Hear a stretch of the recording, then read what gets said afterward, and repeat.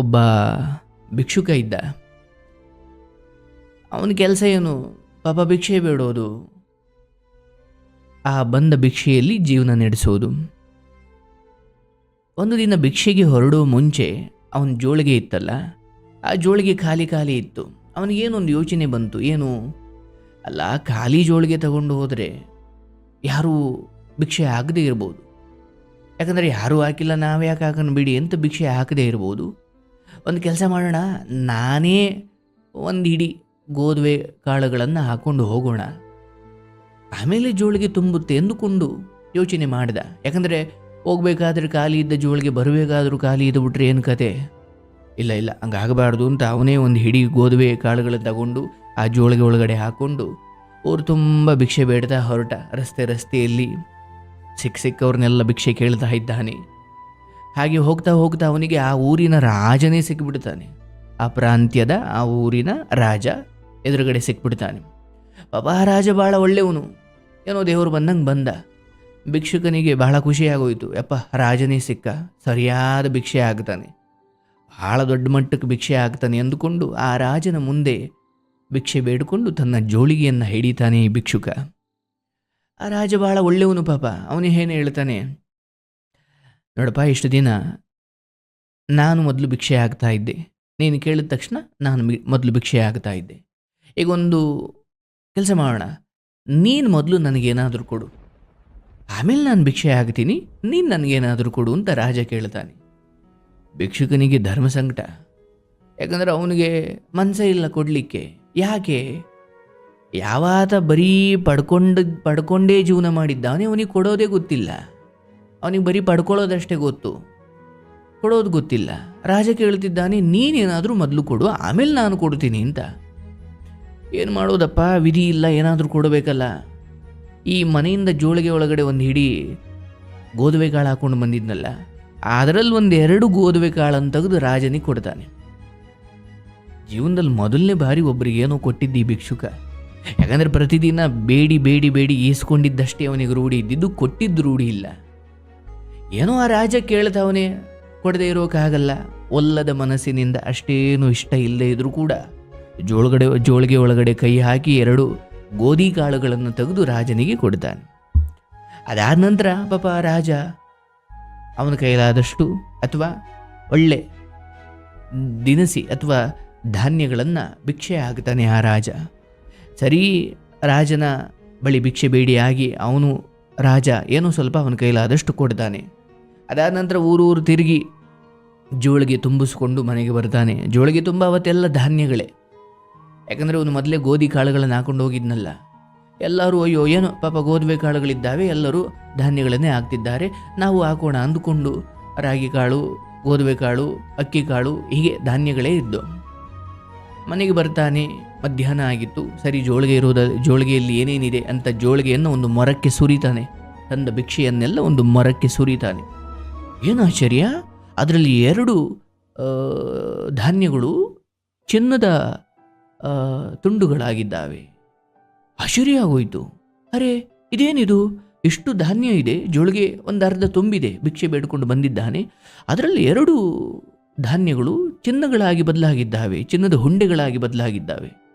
ಅವನಿಗೆ ಆಗ ಅರಿವಾಯಿತು, ಅಯ್ಯೋ, ನಾನು ಆ ರಾಜನಿಗೆ ಏನು 2 ಕಾಳು ಕೊಟ್ಟನಲ್ಲ, ಆ ದಾನದ ಮಹಿಮೆಯಿಂದ ನಾನು 2 ಕಾಳು ಕೊಟ್ಟೆ, ಒಲ್ಲದ ಮನಸ್ಸಿನಿಂದ 2 ಕಾಳು ರಾಜನಿಗೆ ಕೊಟ್ಟೆ.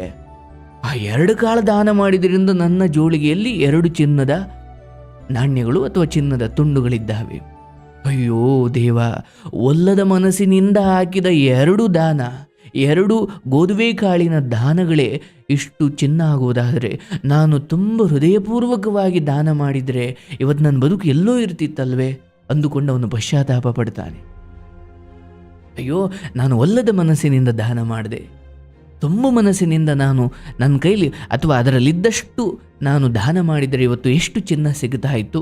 ಛೇ, ಎಂಥ ಕೆಲಸ ಮಾಡಿದೆ, ದಾನ ಮಾಡಬೇಕಿತ್ತು, ಇನ್ನೂ ಜಾಸ್ತಿ ಮಾಡಬೇಕಿತ್ತು, ನನಗಿನ್ನೂ ಹೆಚ್ಚು ಚಿನ್ನ ಸಿಗೋದು ಅಂತ ಪಶ್ಚಾತ್ತಾಪ ಪಡ್ತಾನೆ. ಕಾಲ ಮಿಂಚು ಹೋಗಿರುತ್ತೆ. ಆಗ ಅವನಿಗೆ ಅರ್ಥವಾಗುತ್ತೆ, ಹೃದಯ ತುಂಬಿ ಹೃತ್ಪೂರ್ವಕವಾಗಿ ಮಾಡುವ ದಾನದ ಮಹಿಮೆ ಅಂಥದ್ದು ಅಂತ. ಇದನ್ನು ಗುರುಗಳು ಹೇಳ್ತಾ ಇದ್ರು. ಯಾಕಂದರೆ ಈ ಜಗತ್ತಲ್ಲಿ ನೀವೇನನ್ನಾದರೂ ಪಡ್ಕೊಳ್ಬೇಕು ಅನ್ನೋ ಇಚ್ಛೆ ನಿಮಗಿದ್ರೆ ಮೊದಲು ಕೊಡುವುದನ್ನು ಕಲೀರಿ ಅಂತ. ಅದರಲ್ಲೂ ದಾನ, ಮನಸ್ಪೂರ್ವಕವಾಗಿ ಮಾಡುವ ದಾನ ಬಹಳ ಮುಖ್ಯವಾಗುತ್ತೆ. ಸುಮ್ಮನೆ ದಾನ ಕೊಡೋದಲ್ಲ, ಮನಸ್ಪೂರ್ವಕವಾಗಿ ತುಂಬ ಹೃದಯದಿಂದ ಹೃತ್ಪೂರ್ವಕವಾಗಿ ದಾನವನ್ನು ಕೊಡಬೇಕು. ಅದಕ್ಕೆ ಸತ್ಯಕ್ಕಿಂತ ದೊಡ್ಡ ವ್ರತವಿಲ್ಲ, ದಾನಕ್ಕಿಂತ ದೊಡ್ಡ ಧರ್ಮವಿಲ್ಲ, ತಾಳ್ಮೆಗಿಂತ ದೊಡ್ಡ ಶ್ರೇಯಸ್ಸಿಲ್ಲ ಅಲ್ವೇ? ನಾವು ಕೂಡ ಅಷ್ಟೇ. ನಮ್ಮ ಬದುಕಲ್ಲಿ ನೋಡಿ, ನಾವೆಲ್ಲರೂ ಪಡ್ಕೊಳ್ಳೋದರಲ್ಲಿ ಮುನ್ನುಗ್ಗುತ್ತಾ ಇದ್ದೀವಿ, ತಪ್ಪಿಲ್ಲ. ಹೊಟ್ಟೆಪಾಡು ಏನೋ ಪಡ್ಕೊಳ್ಬೇಕು. ಬೆಳಗ್ಗೆ ಹಾಸಿಗೆಯಿಂದ ಎದ್ದೇಳೋದೇ ದುಡಿಯೋದಿಕ್ಕೆ. ತಿನ್ನೋದು 3 ಹೊತ್ತು ಊಟ ಆದರೂ ಕೂಡ, ಇಷ್ಟು ದಪ್ಪ ಮುದ್ದೆ, ಇಷ್ಟು ಅನ್ನ ಆದರೂ ಕೂಡ ನಮ್ಮ 24 ಗಂಟೆ ಇಷ್ಟು ಚಿಕ್ಕ ಹೊಟ್ಟೆ ತುಂಬಿಸ್ಕೊಳ್ಳಿಕ್ಕೆ ವರ್ಷ ಎಲ್ಲ ದುಡಿತೀವಿ. ಏನು ಮಾಡಲಿಕ್ಕಾಗಲ್ಲ. ಬದುಕಿನ ಧರ್ಮ ಅದು, ಈ ಜೀವನದ ಧರ್ಮವೇ ಅಂಥದ್ದು. ಆದರೆ ಬರೀ ಪಡ್ಕೊಳ್ಳೋಕೆ ಓಡಾಡಿಬಿಟ್ರೆ ನಾವು ಮನುಷ್ಯರಾಗೋದಿಲ್ಲ. ಏನೋ ನಮ್ಮ ಕೈಲಾದ ಒಳ್ಳೆಯದನ್ನು ಮನಸ್ಪೂರ್ವಕವಾಗಿ ಕೊಡಬೇಕು. ನೀವೇನು ಕೊಡ್ತೀರೋ ಅದರ 3ರಷ್ಟು 10ರಷ್ಟು ನಿಮಗೆ ಮರಳಿ ಬಂದೇ ಬರುತ್ತೆ. ಅದು ಯಾವತ್ತೂ ವ್ಯರ್ಥವಾಗೋದಿಲ್ಲ. ಅನ್ನ ಹಾಕಿದ ಮನೆ ಯಾವತ್ತೂ ಹಾಳಾಗಲ್ಲ. ಅನ್ನ ಹೇಗೆ ಹಾಕಬೇಕು? ತುಂಬ ಮನಸ್ಸಿನಿಂದ ಹಾಕಬೇಕು, ಹೃತ್ಪೂರ್ವಕವಾಗಿ ಅನ್ನ ಹಾಕಬೇಕು. ಅನ್ನ ಹಾಕುವುದು ಅಂದ್ರೇನು? ಒಬ್ಬರ ಹಸಿವನ್ನು ನೀಗಿಸೋದು. ಹಸಿವು ಅಂದ್ರೇನು? ಅದು ಹೊಟ್ಟೆಯ ಹಸಿವೋ ಅಥವಾ ಯಾವುದೋ ಹಣದ ಹಸಿವೋ, ಯಾವುದೇ ರೀತಿಯಲ್ಲಿ ಒಂದೆರಡು ಒಳ್ಳೆ ಮಾತಾಡೋದು ಕೂಡ ಹೊಟ್ಟೆ ತುಂಬಿಸಿದಂತೇನೆ.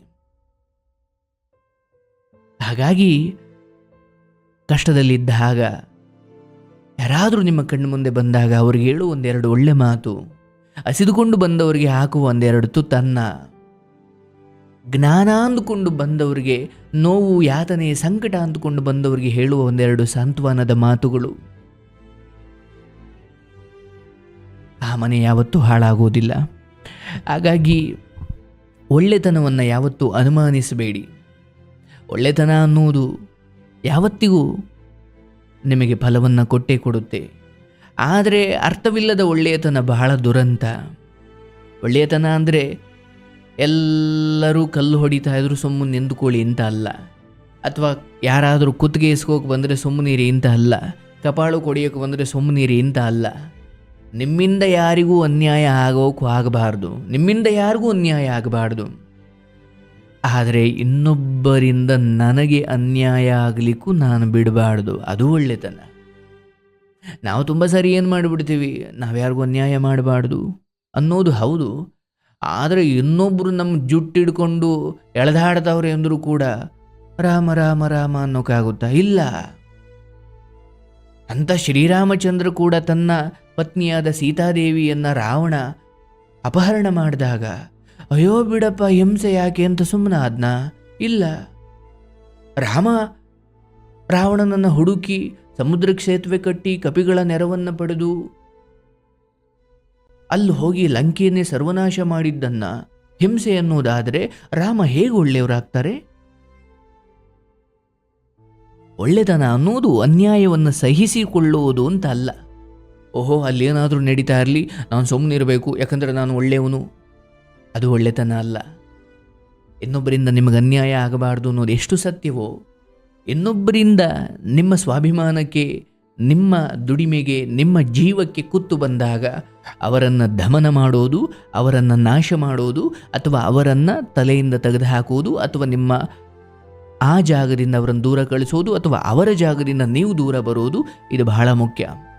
ಒಳ್ಳೆತನ ಅಂದರೆ ಬರೀ ಬಯಸ್ಕೊಂಡು ಏನಂದ್ರು ಅನ್ನಿಸ್ಕೊಂಡು, ಈ ಸಿನಿಮಾದಲ್ಲೆಲ್ಲ ತೋರ್ತಾರಲ್ಲ, ಮನೇಲೊಬ್ಬ ಹೀರೋ ಇರ್ತಾನೆ, ಆ ಸಿನಿಮಾ ಹೀರೋ ಮನೆಯವ್ರು ಬೈದಿದ್ದೆಲ್ಲ ಬೈಸ್ಕೊಂಡು ಮನೆಯವ್ರಿಗೆಲ್ಲ ಒಳ್ಳೇದು ಮಾಡಿಕೊಂಡು ಕಡೇ ಸಿನಿಮಾ ಎಂಡಲ್ಲಿ ಗೊತ್ತಾಗುತ್ತೆ ಅಯ್ಯೋ ಅವನಷ್ಟು ಒಳ್ಳೆಯವನಾಗಿದ್ದ ಅಂತ ಆ ವಿಲನ್ಗೆ.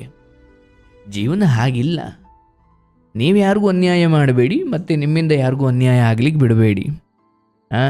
ಮತ್ತು ನಿಮಗೆ ಯಾರೋ ಬಂದು ಅನ್ಯಾಯ ಮಾಡಲಿಕ್ಕೂ ನೀವು ಬಿಡಬಾರ್ದು. ಈ ಸತ್ಯವನ್ನು ನೆನ್ಪಿಟ್ಕೊಳ್ಬೇಕು, ಹೌದಲ್ಲ? ಹಾಗಾಗಿ ನಮ್ಮ ಕೈಲಾದಷ್ಟು ದಾನ, ಹೇಗೆ ಆ ಭಿಕ್ಷುಕ 2 ಗೋಧಿ ಕಾಳುಗಳನ್ನು ದಾನ ಮಾಡಿದ್ದಕ್ಕೆ 2 ಚಿನ್ನದ ನಾಣ್ಯಗಳು ಅಥವಾ ಚಿನ್ನದ 2 ತುಂಡುಗಳು ಅವರಿಗೆ ಸಿಕ್ಕದು. ಅಂದರೆ ಈ ಕಥೆಯ ತಾತ್ಪರ್ಯ ಯಾರು ಕೊಡುವುದಕ್ಕೆ ಸಿದ್ಧವಿಲ್ವೋ ಅವನೇನು ಪಡ್ಕೊಳ್ಳೋಕ್ಕೂ ಸಾಧ್ಯವಿಲ್ಲ. ಕೊಡಬೇಕಲ್ಲ. ಅಂದರೆ ನೋಡಿ, ನಮ್ಮ ವ್ಯವಹಾರದಲ್ಲಾದರೂ ಅಷ್ಟೇ, ನೀವು ಟ್ರೇಡಿಂಗ್ ಮಾಡ್ತೀರಾ, ಎಲ್ಲೋ ವ್ಯವಹಾರ ಮಾಡ್ತೀರಾ, ನೀವು ಮೊದಲು ಕೊಡಬೇಕು, ಆ ವ್ಯವಹಾರಕ್ಕೆ ದುಡ್ಡು ಹಾಕಬೇಕು, ಆಮೇಲೆ ಅದು ನಿಮಗೆ ಕೊಡುತ್ತೆ ಅಲ್ವಾ. ನಾನು ಏನು ಕೊಡದೆ ನನಗೆ ಬೇಕು ಅಂದರೆ ಹೆಂಗೆ? ವ್ಯವಹಾರದಲ್ಲಿ ಇನ್ವೆಸ್ಟ್ಮೆಂಟ್ ಇಲ್ಲದೆ ಲಾಭ ಇಲ್ಲ ಅನ್ನೋದಾದರೆ, ನಾನು ದಾನ ಮಾಡದೆ ನನಗೆಲ್ಲ ಬೇಕು ಅನ್ನೋದಾದರೆ ಅದು ತಪ್ಪಾಗುತ್ತೆ, ಅದು ಸರಿಯಲ್ಲ, ಅಥವಾ ಅದು ಸಾಧ್ಯವೂ ಇಲ್ಲ. ಹಾಗಾಗಿ ನಮ್ಮ ಕೈಲಾದದ್ದು ಒಳ್ಳೆ ಮಾತು, ಒಂದೆರಡು ತುತ್ತು ಅನ್ನವೋ ಅಥವಾ ನಮ್ಮ ಕೈಲಾದಷ್ಟು ಹಣವೋ, ಏನೋ ನಿಮ್ಮ ಕೈಲಾದಷ್ಟು ಯೋಗ್ಯರಿಗೆ ಕೊಡಿ. ದಾನ ಕೊಡೋದು ಅಂದರೆ ಸುಮ್ಮನೆ ಕೊಟ್ಟು ಬರುವುದು ಅಂತಲ್ಲ. ಅದು ಅವನಿಗೆ ಅವಶ್ಯಕತೆ ಇದೆಯಾ? ಮಾಡೋ ಜಾಗದಲ್ಲಿ ಚೌಕಾಸಿ ಮಾಡಬೇಕು ಸ್ವಾಮಿ, ಕೊಡೋ ಜಾಗದಲ್ಲಿ ಧಾರಾಳವಾಗಿ ಕೊಟ್ಟು ಬಿಡಬೇಕು. ಕೆಲವೊಬ್ಬರು ಜಿಬ್ಬುಂಡ್ರು ಇರ್ತಾರೆ, ಹೌದು, ಆದರೆ ಕೊಡೋ ಜಾಗದಲ್ಲಿ ಧಾರಾಳವಾಗಿ ಕೊಟ್ಟು ಬಂದ್ಬಿಡ್ತಾರೆ. ಎಲ್ಲೋ ದೇವಸ್ಥಾನಕ್ಕೆ ಹೋಗಿ ಹುಂಡಿಗೆ ನೀವು 1,000 ರೂಪಾಯಿ ಹಾಕೋದ್ರ ಬದಲು ಹುಂಡಿಗೆ ಹಾಕಲೇಬೇಡಿ ಅಂತ ನಾನು ಹೇಳಲ್ಲ. ಏನೋ ನಿಮ್ಮ ಕಾಣಿಕೆ ನಿಮ್ಮ ಕೈಲಿದ್ದಷ್ಟು ಹಾಕಿ, ಅಲ್ಪ ಸ್ವಲ್ಪ.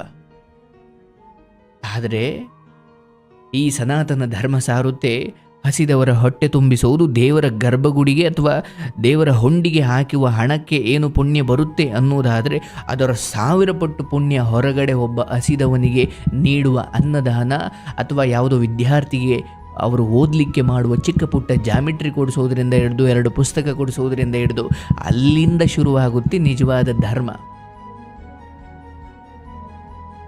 ಹಾಗಾಗಿ ದಾನವೂ ಕೂಡ ಯೋಗ್ಯವಾದವರಿಗೆ ಸೇರಬೇಕು, ಇಲ್ಲಾಂದ್ರೆ ಅದು ಪಾಪವೇ ಆಗುತ್ತೆ ಅಲ್ವಾ.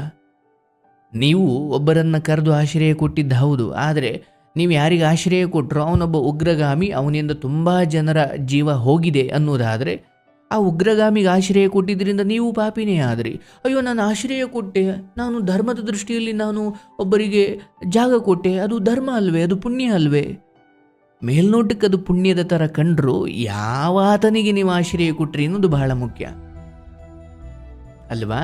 ಹಾಗಾಗಿ ಸದಾ ಎಚ್ಚರದಲ್ಲಿರಬೇಕು. ನಾವು ಪುಣ್ಯ ಅಥವಾ ಒಳ್ಳೆತನ ತೋರಿಸೋ ದಾರಿಯಲ್ಲಿ ನಾವು ಚಪ್ಪಡಿ ಕಲ್ಲು ಎಳ್ಕೊಂಡ್ಬಿಟ್ಟಿರ್ತೀವಿ. ಯಾಕಂದರೆ ನಾವು ಅದನ್ನ ಅಜಾಗರೂಕತೆಯಿಂದ ಮಾಡಿಬಿಟ್ಟಿರ್ತೀವಿ. ಸಮಾಜ ನೋಡಲಿ ಅಂತಲೋ, ಜನ ನೋಡಲಿ ಅಂತಲೋ, ಪಾಪದ ಪುಣ್ಯದ ಹೆಸರಲ್ಲಿ ನಾವು ಪಾಪ ಮಾಡ್ತಾ ಇರ್ತೀವಿ, ಒಳ್ಳೆತನದ ಹೆಸರಲ್ಲಿ ನಾವು ಅನ್ಯಾಯ ಮಾಡ್ತಾ ಇರ್ತೀವಿ.